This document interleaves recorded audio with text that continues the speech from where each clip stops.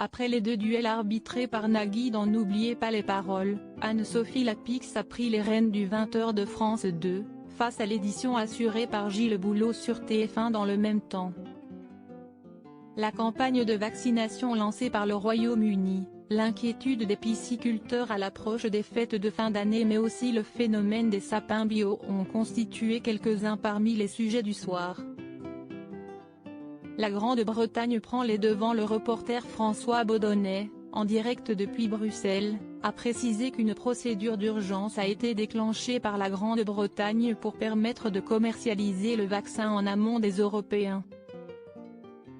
Du côté de Bruxelles, il a été rapporté que seul un pays en dehors de l'Union européenne a la possibilité de provoquer un tel chaos.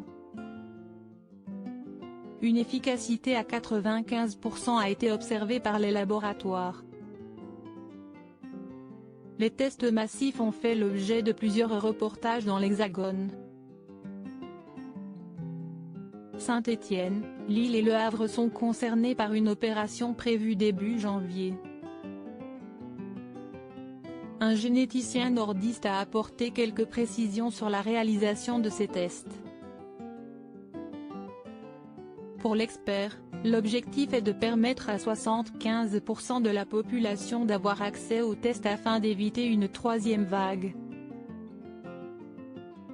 Le JT de TF1 plus long que celui de France 2 de 19h58 à 20h38, le journal télévisé a informé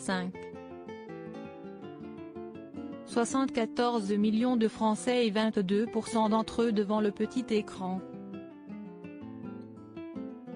Anne-Sophie Lapix a déroulé les titres devant 78 millions de curieux tandis que son rival a pris l'antenne devant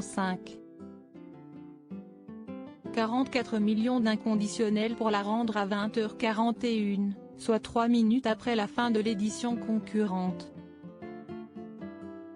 En moyenne, TF1 a pu compter sur 69 millions de téléspectateurs, soit 25,6% du public âgé d'au moins 4 ans. La chaîne privée garde donc la main avec une marge encore raisonnable.